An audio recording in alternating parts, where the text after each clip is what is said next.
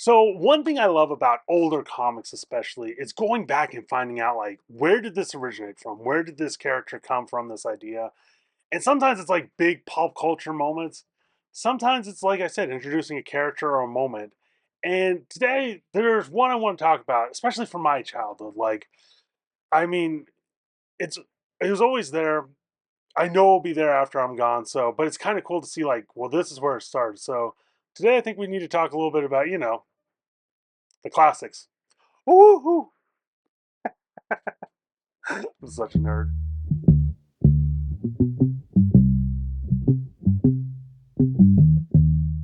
So today I just want to take a quick look at this copy of Scrooge McDuck.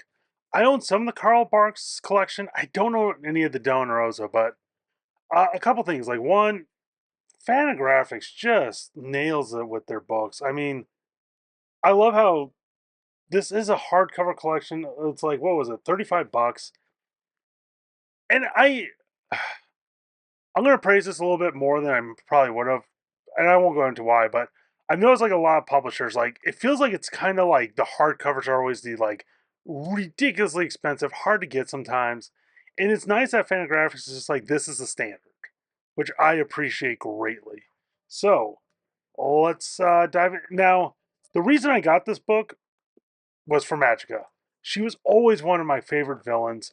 And it was kind of one of those things where I'm like, I don't know if I'm going to get the full Carl Barks collection, but it's like, let's get some of it. And the thing is, like, there's things I enjoy about it, things I don't. But I will say this: it's classic cartooning, and it's the kind of thing. It's like your day's kind of long, things aren't going well. Pick up some, pick up some Duck comics. They're great adventures. They're a little bit goofy, but it's also they're fun. So like with this one, what's his name? I can never remember the cousin's name. Uncle Scrooge nephew Gladstone. That's it.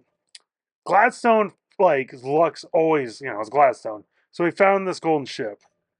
Scrooge buys said golden ship, and it turns out it comes from Alaska. I actually just came back from Alaska, so this works out perfectly. But basically, it's them going to find more riches, and uh, Gladstone doesn't want to work, but the Daffy and Scrooge and the boys will. So they go up there, and like I said, it's just fun cartooning. The other interesting thing is Carl Barks treats the ducks like they're humans. So you get like this kind of interesting snippet of the 40s that I don't think we see in other comics. Like, granted, it's a little goofy, like, flies attacking, but I don't know, there is like there's something about like kind of seeing the humor in this through the eyes of one man. And I love this goofiness. Like, the wind was blowing so high, so he tied himself down. He wouldn't let the bugs stop him.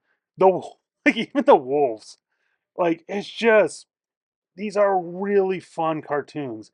And I think what's interesting too is a lot of these are medium, medium, medium, medium shots. But then you'll get into one right here that really like, and it's almost because it's the a different shot, it becomes so much more important. And like I said, it's like kind of the standard shot, but changing it up once in a while. That's why I love the matte paper on this, especially my camera loves the matte paper on this. And of course, Gladstone being Gladstone always gets his way. This one, I won't lie, this one right here did not age the best. A little like Native American stereotype humor. It's a product of its time, and it's like I do appreciate this though, especially it's interesting because it feels like we like to whitewash history so we can repeat history. So it is interesting to see some of this where it's like, yeah, it didn't age that well. The other thing I love about Fantagraphics, they make their covers with the panels, which I always find interesting. And yeah, like I said, I love it's just great. Like I said, it's just great cartooning. And sometimes you get a one page, sometimes you get a multiple one. This one was a little interesting. He goes down to Florida and finds the Fountain of Youth, which is like, sounds like a dream. It sounds great. The problem is, it's literally like it's in the middle here. So it's like, yeah, you can get young again, but the other problem is if you don't have a boat, you can turn into a child. Like, yeah, so their boat gets sunk. The problem they have is like, okay, how do you get out of here? Because yeah, they were full grown men by the time they crossed. They were children, and the problem is they have to drink to kind of stay alive, so they constantly stay young. Because yeah, you see this here like an alligator, but it's an interesting idea, and it's like this is one dude. Karl Barks was just one dude kind of playing around with a pencil. Just it had to be Duck Comics, but it's like this is a very I could see like a horror. You could do. I could see a movie kind of based around this, where it's like someone stuck out there. It's like how what? Well, maybe not a whole movie, but like at least a TV show, an episode. Scrooge being cheap. Basically, he doesn't want to go to this party, so he's doing everything to get out of it. And what's interesting is like he just gets more and more ratty, and even to the point where the homeless population's like, that dude's got it the worst. And of course, Uncle Scrooge with a new suit. And some of the stuff, it's like you kind of have to turn off your yeah, you have to turn off your brain a little bit. It's just goofy, fun comics. The number one dime, and like I said, I could easily kind of go through and talk about like, well, the acting here, the camera doesn't change, a little close up here. Yeah, because this one involves like a shrink ray. It's more. These are like if you enjoy Ducktales, I do recommend these. They're fun, goofy stories, and they're a good break from reality. I mean, like it's Scrooge McDuck dealing with ants. Ugh. And granted, it's like it is interesting because it's weird. You can see where Ducktales it got its definitely its roots from. It also changed a bunch of stuff where it's like, oh, okay, Bongo and the Congo. Oh, this one, yeah, they all the miners are gone. This one was weird. Yeah, this one was a weird one because it just felt like it didn't go like he doesn't have an editor, and it's like it kind of proves right here. And like I said, not everything. Some stuff are dated. Like not everything like works perfectly. It's a product of its times. But yeah, that was like I forgot about that story. This one was fun because it was showing like the old vehicles, like racing them. So it's like you got a mixture of race and it's. I love when Scrooge and Donald are both petty. Also, this page right here though with the silhouettes, and I think what worked too. It's like this is an interest, and this is something I need to take note of. It's a great way of showing night by just having the silhouettes and even having the guard here, like and having the different colors for the background. It's a fun idea. So yeah, there's some great cartooning. There's some great ideas. Once again, like this man, his opening. I swear, his opening panels are some of the best. So what this is a world's coming closer. And what's interesting is like in another book, like if this was a Marvel book, end of the world big event. And the Duck comics, a little goofy. So basically, this other world's where we got like the idea of the gods, and they kind of played it up. So it's like they're not gods themselves, but I swear, especially when I was flipping through this, I'm like, man, this reminds me of the episode with the Vikings and the opera singer and Ducktales. So basically, this guy's figured out a way to turn iron into gold, so Scrooge loves it. The problem is every time he does it, knocks the planet off its axis closer to the Earth. So environmentalists. Also, it's okay. This I want to take a second with because the boy, Donald's busy, right? Uncle's found what he's looking for. But it's interesting too because he draws like let's just be blunt. These are clearly supposed to be like sexy, like kind of women. But what's interesting is this is way before like the furry culture. So it's this kind of snippet where, and like I said, he treats the ducks like they're humans. So it's an interesting justification here. I don't know. It was just these panels here, like, because it's like slight, like the eyes are slightly different. It's the little things, but it's his cartooning. It's even like Even like, okay, his armor design, it's goofy and basic, but it works in so many ways. Then we got that. Yeah, it's them going down, showing what the Earth is like, which fair, fair. um, this one is the security's not working, and the Beagle Boys trying to steal it. I I've always had mixed feelings with the Beagle Boys. They're not my favorites. So whenever it's like I see a bunch of Beagle Boys, I'm always like, here we go. The Midas Touch. So this one was Magica Dispel is looking to get enough coins that like basically rich men touch to create a gem that will turn things into gold. What I love about this, like one, what I was talking about women earlier, like same thing with Magica Dispel. But apparently, according to the notes, she was a copy from the Adams family because Charles Adams was doing this in the New Yorker. But it's little things like I love the like hooded eyes that are never fully open, and when they are, like everyone else has like dots or circles, and she's got these little triangles.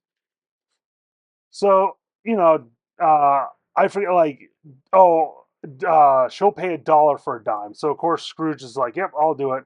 Problem is he gives the lucky dime, and she wants it more because it's the first time because it's the one he's touched the most. What's also interesting is she's not really magic. Like it says poof, but it's more like common trickery. It's not actual magic, which I found that interesting because it's like they've had supernatural in this, but yeah, she's just straight up more like kind of conniving and like crafty. And of course, it's like yeah, that's her underneath. She knocks out the boys, and it's kind of this whole journey of like her. The boys are a little bit smarter than the adults, as you do. She tricks them once again into being fish, sends them to the wrong side of the country. And they're worried they're going to be turned into like a fish market, which they don't. And then you get into like just straight up like generic iconography where it's like, how do we show a witch? It's like, all right, here you go. Great use of silhouettes once again. And I it was fun seeing this. I would love to get like another one with Magica Dispel. And some of these like I need to get a Glumstone. So basically, she's putting this down in the crucible to combine it. It's also interesting how much, like, just by changing her hair, like, completely changes the character. And the boys outsmart her by using sunglasses. Then the rest of this becomes like a Gyro comic. Or no, sorry. Okay, we have Gyro here. Hold that thought. The Money Bag Goat. This one was interesting. It was a gift that basically they prank these two him and his friend just like prank each other, and he gave Scrooge a goat that eats money, which for Scrooge McDuck is like the worst thing. So the idea is to leave him out here and he'll eventually get to eating grass. We'll get into the real plot. I love this though, like just like I said, the iconography of different planes, different locations, because like you got like the Congo jungle, the urban city, but even to like to Alaska. Or no, sorry, that was Florida. But yeah, like to Florida. And he did this all with like a bunch of copies of National Geographic. So it's like I said, it's interesting to see that. And, goes up sexy, wants his food. And then like randomly Scrooge talks about like a pile of money that was left there. So they're going to go look for it. And cartooning's always on point. It's great. I love this. A hornet's nest, like brilliant iconography. Turns out the goat found it. The problem is the goat now eats grass, so he can't tell them where it was. This one was another interesting one, but like I love the iconography here of like the caves in the Windy City. It's interesting seeing them do an upshot because usually it's like straight on camera. So basically, Scrooge is worried about his money, um, hides in these wind tunnels that causes them to blow out. Beagle Boys get a word, yada yada. You're typical. Like, and some of this, like, this isn't a bad story. It was actually a lot of fun. Describing it's just like, and this happened. Gyro makes an invention that repels anything. They put in a baseball bat. The other team forces him to pitch. It's like describing these are so much kind of rudimentary in some ways, but it's like they're worth reading. They're a lot of goofy fun. And like I said, the rest of this comic kind of became Gyro, which was interesting turn of like, and I wonder if like of all the characters, if Carl Barks saw himself in Gyro. So you got like Gyro trying to stop this dam, stop this flood, like a bunch of these different Gyro ones, like Glunstone. This one was hilarious. Glunstone basically being like the luckiest man award is whoever can tame a bear. The idea is you don't get killed. So it's them trying to tame a bear. This one, yeah, like I said, a product of his age. And also when I say a product of his age, they're not always the best. Like this one was a little, it's just goofy. It's like it is what it is. You can't win. Oh yeah, saying like you need to do all this. Yeah, it's like he needs to invent all these trees. Then kind of realizing like I should have just spent the day fishing. And like I said, some of these comics are a few pages. Some of them are longer. And yeah, I also just straight up kaiju with a giant robot here. But yeah, I reckon, and I'm a little curious because we got giant robot. That looks like a certain mangaka. I don't know if it is or not. Like he's a director, but it's like there's a lot of coincidence there. And then you got the back, kind of a little bit more information, story notes. It's also fun seeing like the clean inks with these, and especially where is it? It's the next one, isn't it? Showing like yeah the character design like sheet for Magica Dispel, and yeah, I recommend these highly. Like I said, it's easy to kind of kind of go and this it's easy to describe these stories, but at the end of the day, pick up a random one and just have some fun with it. Especially if you're a DuckTales fan. Like I can't recommend these highly enough, and I'm glad I got to enjoy like the first Magica Dispel. Especially like it's weird for me seeing now where she started, but for me in the childhood it was DuckTales. So, oh, once again the spiel. If you made it this long, go read my comic, free at joshgreathouse.com. But anyway, yeah, check out more of these from Fantagraphics. So take it easy, y'all.